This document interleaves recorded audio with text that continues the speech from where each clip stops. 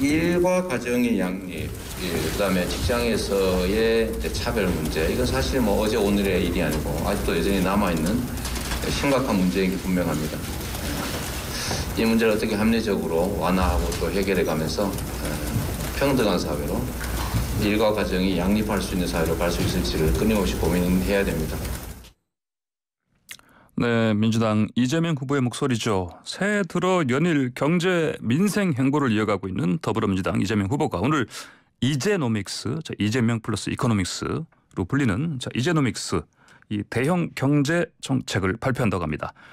경제 이슈를 선점해서 지지율 박스권을 돌파하겠다 이런 전략을 일으키는데요. 자, 보다 자세한 민주당의 선거 전략 들어보겠습니다. 조정식 의원 전화로 연결합니다. 안녕하십니까? 네, 안녕하세요. 조정식입니다. 예, 주 의원님이 민주당의 미래시민광장위원회 상임위원장이시죠? 네, 맞습니다. 그러면 이 미래시민광장위원회 어떤 조직입니까? 그 미래시민광장위원회는 선대위 산하의 위원회인데요. 예. 그 전국 단위의 그 민주 시민 진영 플랫폼으로 구성을 하고 있고 지난 1월 14일 출범을 했습니다. 예. 그 출범 이후에 당내외에 이재명 후보에 대한 지지세 확산, 또 당원 교육, 또 그리고 전국 현장에서 특히나 중도층을 대상으로 이재명 후보를 적극 홍보하는 활동을 하고 있고요. 예. 저도 이제 상임위원장으로 전국을 다니고 있는데 그 1월 중으로 전국 광역시도 본부를 모두 구성할 예정입니다. 예. 그리고 이제 그 당의 이해찬 상임고문께서도 그 현장 지원을 함께 다니면서 그 지원 활동을 하고 계시고요. 예. 네.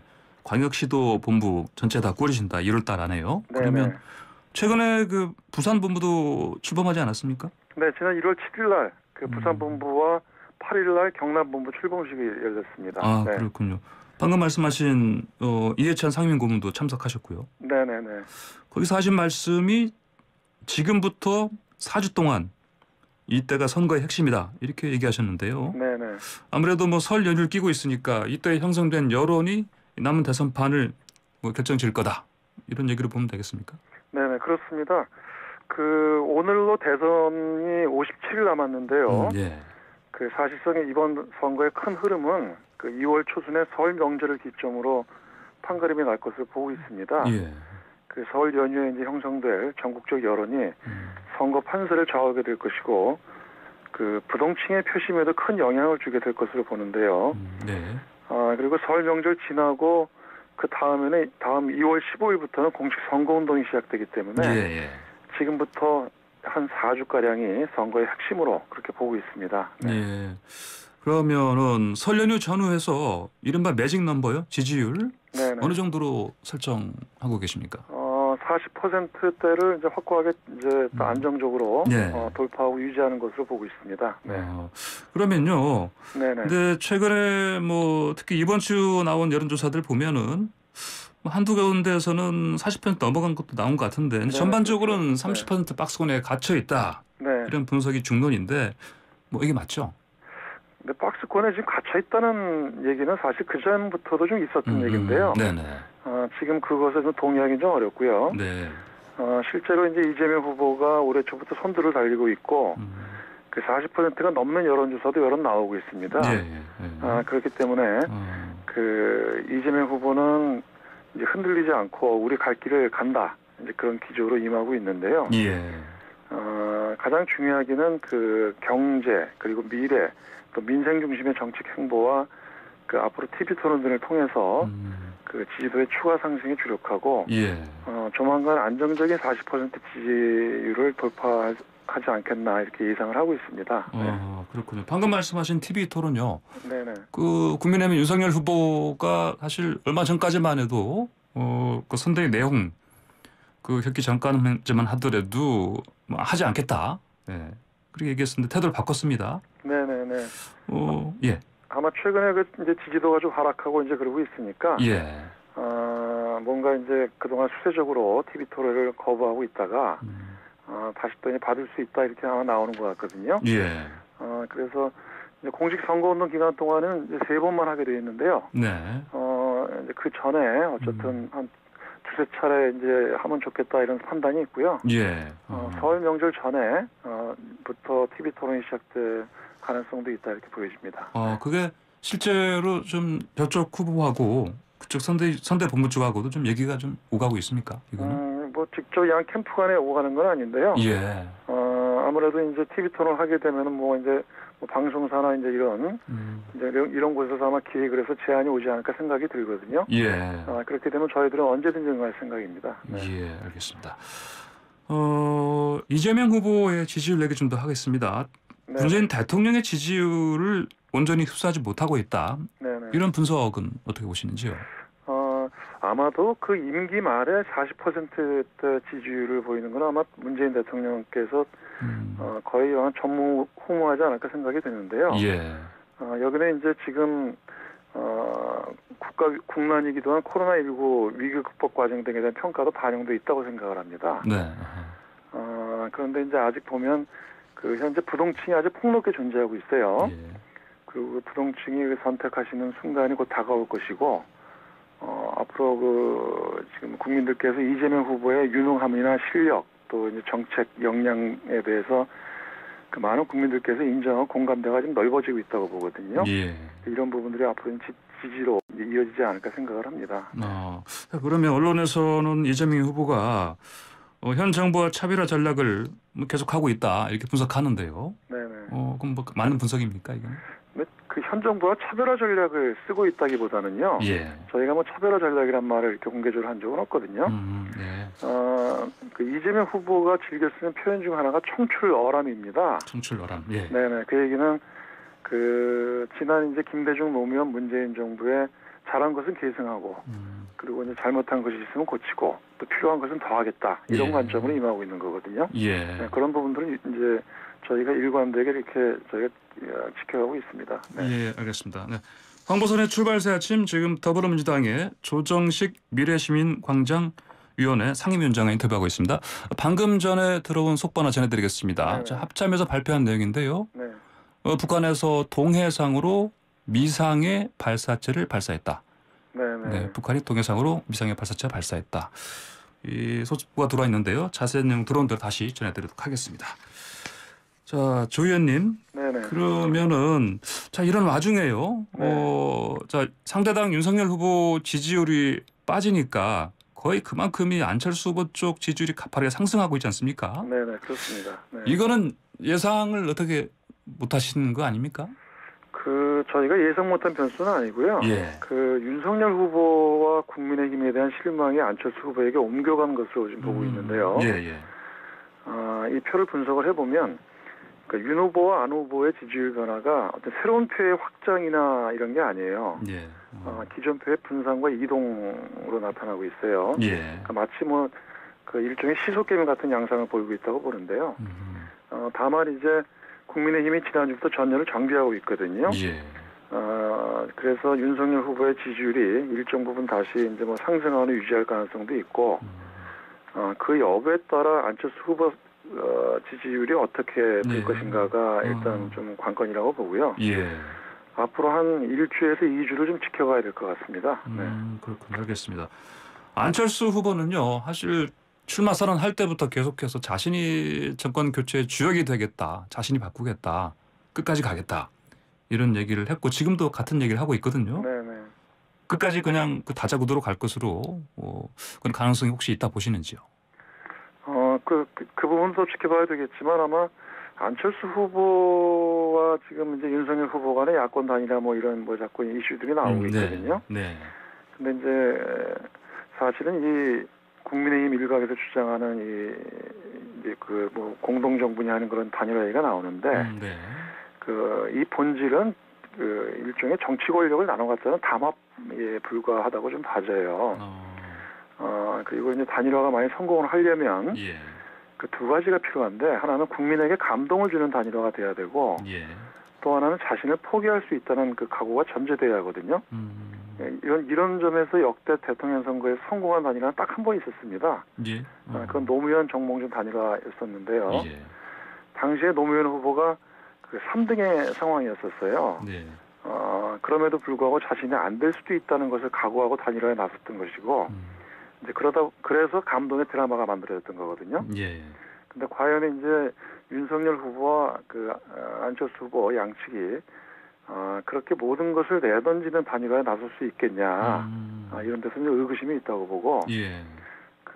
아마도 좀 더 두고 봐야 되겠지만 윤석열 후보 측에서는 당분간 지지율 상승과 보수 결집에 주력하면서 예.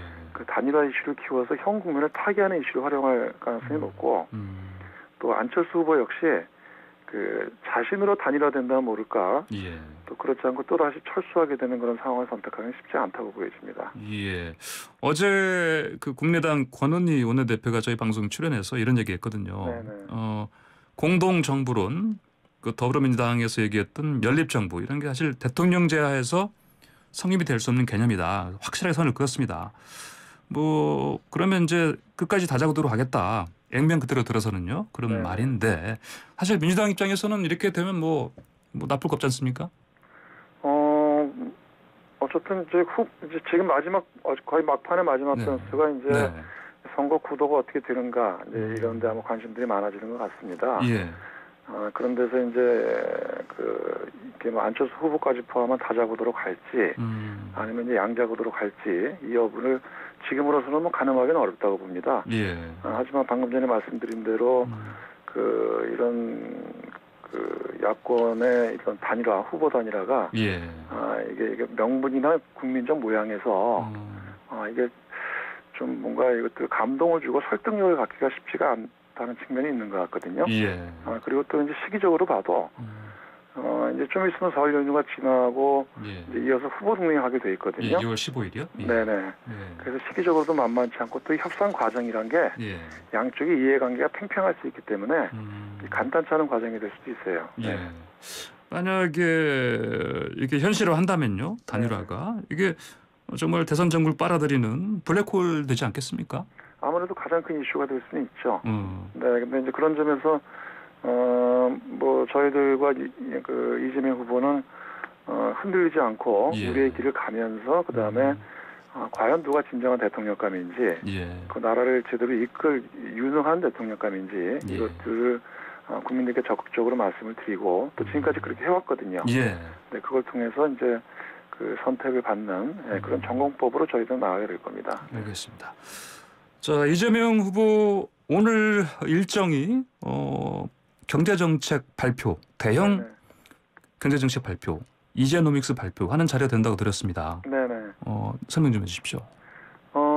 지난 신년 초에 이재명 후보가 이제 신년사를 통해서 경제와 미래를 중심으로 이제 말씀을 드렸는데요. 예.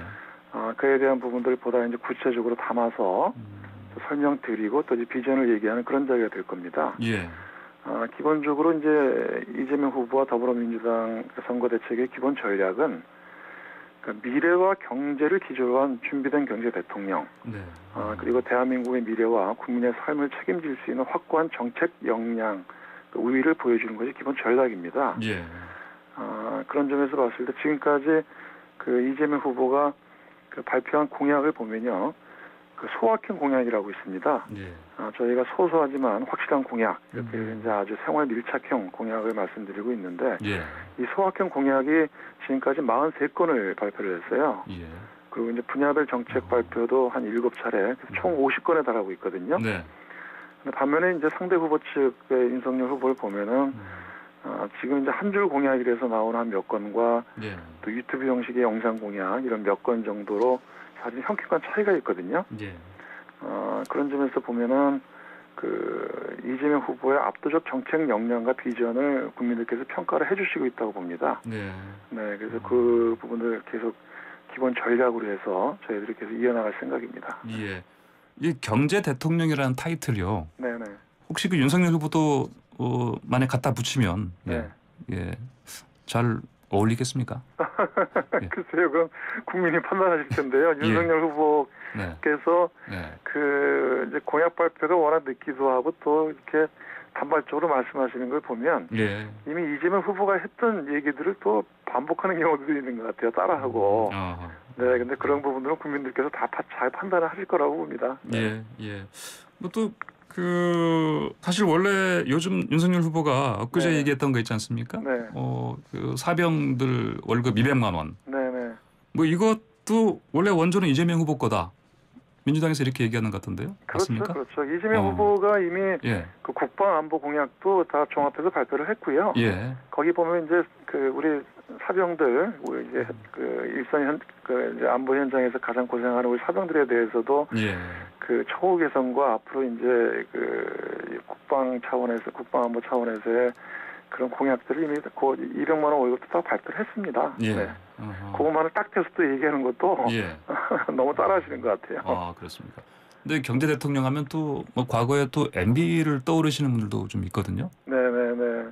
좀 겹치는 게 있지 않습니까? 네네. 근데 예. 그 윤석열 후보께서 경제 대통령을 얘기하는 게 좀 그게 이미지가 맞을지 모르겠어요. 아, 그렇습니까? 알겠습니다.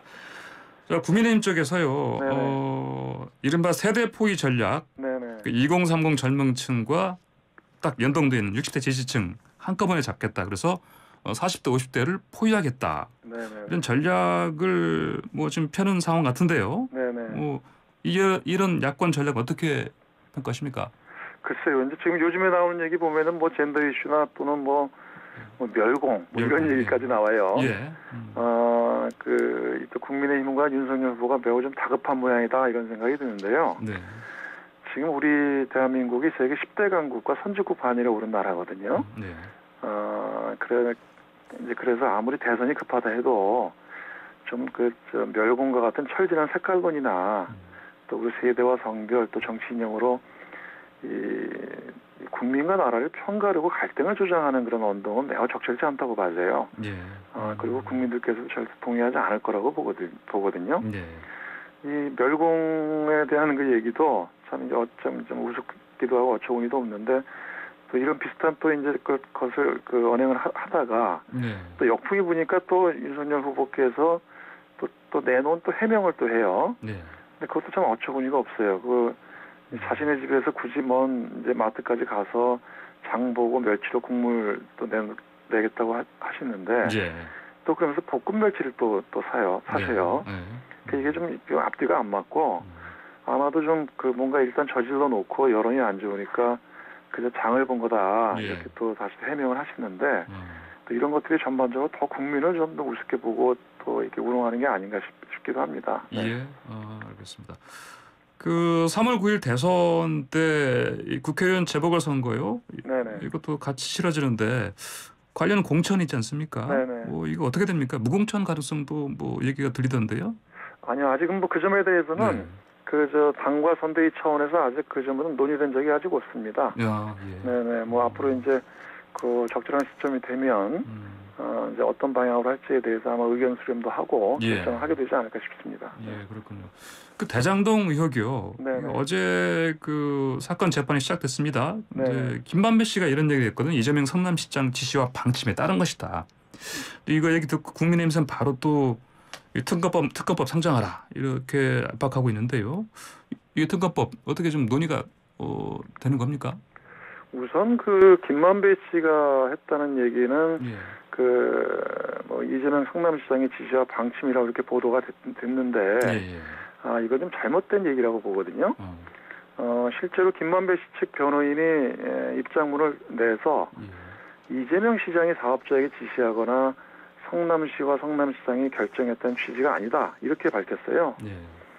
그리고 김만배 씨 발언은 이재명 성남시장이 안정적 사업을 위해 지시했던 방침에 따랐던 것이지 그 얘기는 즉 성남시의 사업 방침에 따른 것이지 사업자 로비에 결정된 게 아니다.